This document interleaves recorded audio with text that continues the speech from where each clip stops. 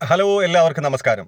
ഓസ്ട്രേലിയയിലേക്ക് ജോലി അന്വേഷിക്കുന്ന എല്ലാവർക്കും ഉപകാരപ്രദമായ ഒരു 3 വെബ്സൈറ്റുകൾ പരിചയപ്പെടുത്താനാണ് ഇന്ന് ഞാൻ ഇവിടെ വന്നിരിക്കുന്നത്.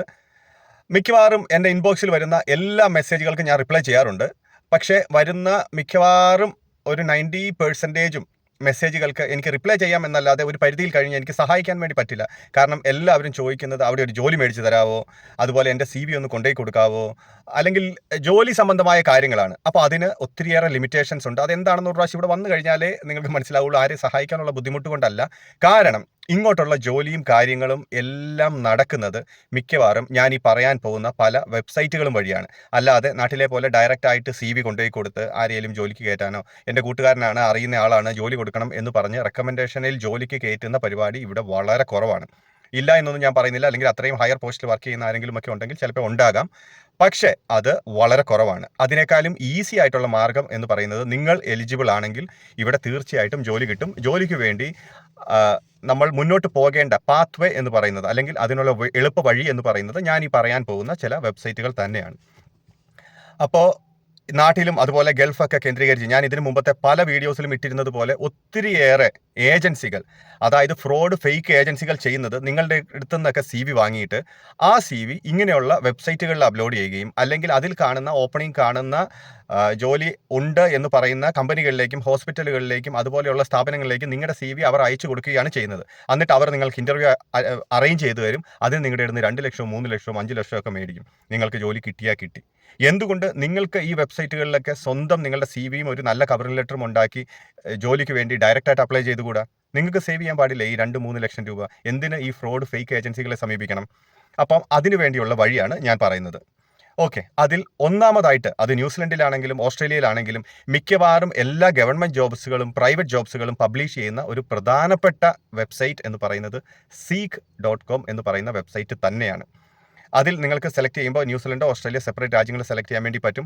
രണ്ടിലും ഒത്തിരിയേറെ ജോലികൾ ലിസ്റ്റ് ചെയ്തിട്ടുണ്ട്. അപ്പോൾ ഈ വെബ്സൈറ്റിൻ്റെ ഒരു പ്രത്യേകത എന്ന് പറയുന്നത്, ഇതിൽ ഒരു ക്ലയൻ്റ് ആയിട്ട്, അതായത് ഒരു എംപ്ലോയർ ആയിട്ട് രജിസ്റ്റർ ചെയ്യണമെങ്കിൽ അതിൽ ഒത്തിരി വെരിഫിക്കേഷൻ കാര്യങ്ങൾ നടത്തണം. അതായത് ഇതിൽ 99% ഫ്രോഡ് പരിപാടി ഇല്ല. അതിൽ ലിസ്റ്റ് ചെയ്യുന്ന ജോലികളെല്ലാം ഉള്ള ജോലികളാണ്, മീൻസ് റിയൽ ജോബ്സ് തന്നെയാണ്. അതുകൊണ്ട് നിങ്ങൾക്ക് 100% ആ വെബ്സൈറ്റിനെ വിശ്വസിക്കാം. അപ്പോൾ ഞാൻ അതിൻ്റെയൊക്കെ ലിങ്ക് ഇവിടെ കമൻറ്റിൽ കൊടുക്കാം. അപ്പോൾ തീർച്ചയായിട്ടും നിങ്ങൾക്ക് അതിൽ ക്ലിക്ക് ചെയ്ത് അതിൻ്റെ ഡീറ്റെയിൽസിലേക്ക് നിങ്ങൾക്ക് പോകാൻ പറ്റും. നല്ലൊരു കവറിംഗ് ലെറ്ററും CVയും ഉണ്ടാക്കുക. ഇനി അടുത്തതായിട്ട് സ്മാർട്ട് ജോബ്സ് എന്ന് പറയുന്ന വെബ്സൈറ്റ്. ക്യൂൻസ്ലാൻഡ് ഗവൺമെൻറ്റിൻ്റെ ക്യൂൻസ്ലാൻഡിലെ മിക്കവാറും പ്രധാനപ്പെട്ട എല്ലാ സ്ഥലങ്ങളിലെയും ഹെൽത്ത് കെയറിലെ റിക്രൂട്ട്മെൻറ്റ് നടക്കുന്നത് ഈ വെബ്സൈറ്റിലൂടെയാണ്. നിങ്ങളൊരു നേഴ്സോ ഡോക്ടറോ അല്ലെങ്കിൽ അലൈഡ് ഹെൽത്ത് കെയർ വർക്കറോ പാരാമെഡിക്കൽ സ്റ്റാഫ്സോ ഒക്കെ ആണെങ്കിൽ പോലും അതുപോലെ തന്നെ മാനേജ്മെൻറ്റ് സ്റ്റാഫ്സിനൊക്കെ ഈ ഒരു വെബ്സൈറ്റിലൂടെ നിങ്ങൾക്ക് ഡയറക്റ്റായിട്ട് CV നിങ്ങളുടെ അപ്ലോഡ് ചെയ്യാനും ജോബ് സെർച്ച് ചെയ്യാനും ഫൈൻഡ് ചെയ്യാനും കണ്ടെത്താനും നിങ്ങൾക്ക് സാധിക്കും. ഇതുവഴി ജോലി കിട്ടുന്നവർ ഒത്തിരി അധികം ആളുകളുണ്ട്. അപ്പോൾ ആ വെബ്സൈറ്റിൻ്റെ ഡീറ്റെയിൽസ് ഞാൻ കൊടുക്കാം. പ്രത്യേകിച്ച് medical, non medical, paramedical staffs ആയിട്ടുള്ളവരാണ് ഈ ഒരു വെബ്സൈറ്റ് ഉപയോഗിക്കേണ്ടത്. ഇനി മൂന്നാമതായിട്ട് ക്യൂൻസ്ലാൻഡ് ഗവൺമെൻറ്റിൻ്റെ, ഞാനിപ്പോൾ ക്യൂൻസ്ലാൻഡിലായതുകൊണ്ടാണ് ഞാൻ ക്യൂൻസ്ലാൻഡിലെ കാര്യം പ്രധാനപ്പെട്ട് പറയുന്നത്. കാരണം ഒത്തിരിയേറെ ആളുകൾക്ക് നമ്മുടെ നാട്ടിലെ കാലാവസ്ഥയും അതുപോലെയുള്ള ലാൻഡ്സ്കേപ്പും ഭക്ഷണവും കാര്യങ്ങളും എല്ലാം കിട്ടുന്ന ഒരു പ്രധാനപ്പെട്ട സ്ഥലം എന്ന് പറയുന്നത് ക്യൂൻസ്ലാൻഡ് എന്ന് പറയുന്ന സ്റ്റേറ്റ് തന്നെയാണ്. പക്ഷേ ഓസ്ട്രേലിയയിൽ ഏറ്റവും കൂടുതൽ മലയാളികൾ താമസിക്കുന്ന സ്ഥലം എന്ന് പറയുന്നത് മെൽബൺ തന്നെയാണ് തീർച്ചയായിട്ടും. ഇപ്പോൾ ന്യൂസിലൻഡിനും മെൽബണും ഒക്കെ ഏകദേശം ഒരേപോലെയുള്ള ക്ലൈമറ്റാണ്. അപ്പം മഴയും തണുപ്പും കാര്യങ്ങളൊക്കെ ഉണ്ട്, നല്ല കാലാവസ്ഥയുണ്ട്, നല്ല പ്രസന്നമായ സ്ഥലമാണ്. ഒരു സ്ഥലത്ത് നമ്മൾ കുറ്റം പറയാൻ പറ്റില്ല. Australia is really beautiful. പിന്നെ സിഡ്നി ഉണ്ട്, പെർത്ത് ഉണ്ട്, അഡ്ലൈഡ് ഉണ്ട്.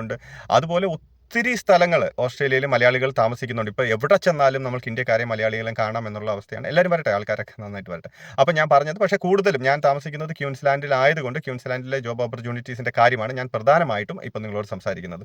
അപ്പോൾ അടുത്തത് ക്യൂൻസ്ലാൻഡ് ഗവൺമെൻറ്റിൻ്റെ ജോബ് പോർട്ടലാണ്. അതിൻ്റെ ലിങ്കും ഞാൻ നിങ്ങൾക്ക് ഡീറ്റെയിൽസ് കൊടുത്തിട്ടുണ്ട്. അപ്പോൾ നിങ്ങൾ ആദ്യം ചെയ്യേണ്ട ഒരു പ്രധാനപ്പെട്ട കാര്യം എന്ന് പറഞ്ഞാൽ, AI സഹായത്തോടു കൂടിയോ അല്ലെങ്കിലോ നന്നായിട്ട് അറിയാവുന്നവരെ കൊണ്ട് നന്നായിട്ടൊരു CV ഉണ്ടാക്കുക, നന്നായിട്ടൊരു കവറിംഗ് ലെറ്റർ ഉണ്ടാക്കുക. ഈ 2 കാര്യം വളരെ ഇമ്പോർട്ടൻ്റ് ആണ്. ആദ്യം മനസ്സിലാക്കുക, നല്ലൊരു കവറിംഗ് ലെറ്ററോ നല്ലൊരു CVയോ ഇല്ലെങ്കിൽ, നിങ്ങൾ എത്ര എക്സ്പീരിയൻസ്ഡ് ഉള്ള ആളാണ്, നിങ്ങൾ എത്രമാത്രം ക്വാളിഫിക്കേഷൻ ഉള്ള ആളാണെന്ന് പറഞ്ഞാൽ പോലും നിങ്ങളെ ആദ്യം ഇൻ്റർവ്യൂവിന് നിങ്ങളെ ഷോർട്ട് ലിസ്റ്റ് ചെയ്യാനുള്ള ചാൻസസ് വളരെ കുറവാണ്. അപ്പോൾ അതുകൊണ്ട് നല്ലൊരു CV എന്ന് പറയുന്നത് നിങ്ങളുടെ മുഖമുദ്രയായിരിക്കണം. നല്ലൊരു കവറിംഗ് ലെറ്റർ എന്ന് പറയുന്നത്, ഈ 2 കാര്യം നോക്കിയിട്ടാണ് അവർ അടുത്ത സ്റ്റേജിലേക്ക് പോകുന്നത്. അപ്പോൾ ഈ 2 കാര്യം നിങ്ങൾ എത്ര കഷ്ടപ്പെട്ടിട്ടാണെങ്കിലും കുറച്ച് പൈസ കൊടുത്തിട്ടാണെങ്കിലും അറിയാവുന്നവരെ കൊണ്ട് നന്നായിട്ട് നല്ലൊരു സിവിയും നല്ലൊരു കവർ ലെറ്ററും PDF ഫോർമാറ്റിൽ ഉണ്ടാക്കി സേവ് ചെയ്ത് വെക്കുക. അന്നേരം തന്നെ 50% കാര്യങ്ങൾ റെഡിയായി എന്ന് തന്നെ നമുക്ക് പറയാം. അടുത്ത സ്റ്റെപ്പിലേക്ക് നിങ്ങൾ ഇൻ്റർവ്യൂവിന് വിളിക്കുന്നു. പിന്നെ അവർ റെഫറൻസ് ചെക്കിന് നിങ്ങൾ തീർച്ചയായിട്ടും നിങ്ങൾക്ക് വിശ്വസിക്കാൻ പറ്റുന്ന നിങ്ങളുടെ സീനിയറായിട്ട്, മീൻസ് നിങ്ങളുടെ റിപ്പോർട്ടിംഗ് മാനേജറായിട്ടോ ഹെഡ് നേഴ്സായിട്ടോ അല്ലെങ്കിൽ വേറെ ഏതെങ്കിലും ഫീൽഡിൽ റെഫറൻസ് കൊടുക്കുമ്പോൾ നിങ്ങളെ സഹായിക്കും എന്നുറപ്പുള്ളവരുടെ മാത്രം, നിങ്ങളെക്കുറിച്ച് പോസിറ്റീവ് പറയും എന്നുറപ്പുള്ളവരുടെ മാത്രം റെഫറൻസ് കൊടുക്കുക. അല്ലെങ്കിൽ ഒരു പ്രാവശ്യം ഒരു റെഫറൻസ് നിങ്ങൾക്ക് നെഗറ്റീവായിട്ട് വന്നു കഴിഞ്ഞാൽ അതിപ്പം ഗവൺമെൻറ്റിൻ്റെ ഒക്കെ ആണെങ്കിൽ ആ സിസ്റ്റത്തിൽ അവിടെ കിടക്കും. പിന്നെ നിങ്ങൾക്ക് അത് ഭയങ്കര ബുദ്ധിമുട്ടാണ്. അടുത്ത വേറൊരു കമ്പനിയിലോ വേറൊരു ഹോസ്പിറ്റലിലോ ഒക്കെ ജോലി കിട്ടണമെങ്കിൽ ഈ റെഫറൻസ് ചെക്ക് പഴയത് ഫെയിലായി കഴിഞ്ഞാൽ അത് ബുദ്ധിമുട്ടാണ്. അപ്പോൾ റെഫറൻസ് ചെക്കിന് കൊടുക്കുമ്പോൾ തീർച്ചയായിട്ടും നിങ്ങൾക്ക് വിശ്വസിക്കാൻ പറ്റുന്ന, നിങ്ങളെ ഹെൽപ്പ് ചെയ്യും എന്ന് ഉറപ്പുള്ളവരുടെ മാത്രം കൊടുക്കുക. അപ്പോൾ ഇത്രയൊക്കെ കാര്യങ്ങൾ നിങ്ങൾ ശ്രദ്ധിച്ചാൽ തീർച്ചയായിട്ടും നിങ്ങൾക്ക് ഓസ്ട്രേലിയയിൽ നല്ലൊരു ജോലി കണ്ടെത്താൻ വേണ്ടി നിങ്ങൾക്ക് തീർച്ചയായിട്ടും സാധിക്കും. അപ്പോൾ നിങ്ങൾ മാക്സിമം എല്ലാവരും ഈ വീഡിയോ ഒന്ന് ഷെയർ ചെയ്യുക. നിങ്ങൾക്കോ നിങ്ങളുടെ ബന്ധുക്കാർക്കോ നിങ്ങളുടെ കൂട്ടുകാർക്കോ സമൂഹത്തിനോ ഒക്കെ ഒരു ഉപകാരമാകട്ടെ. തീർച്ചയായിട്ടും ഒത്തിരി പേർക്ക് ഇതൊരു ഉപകാരമായിട്ട് മാറും എന്ന് എനിക്ക് ഉറപ്പ് തന്നെയാണ്. അപ്പോൾ 3 വെബ്സൈറ്റിൻ്റെയും ലിങ്ക് ഞാൻ താഴെ കൊടുത്തിട്ടുണ്ട്. നിങ്ങൾ ഇത് മാക്സിമം എല്ലാവരും ഒന്ന് ഷെയർ ചെയ്യുക. അപ്പോൾ എല്ലാവർക്കും നല്ലൊരു ദിവസം ആശംസിക്കുന്നു. Thank you. ഞാൻ വിക്ടർ.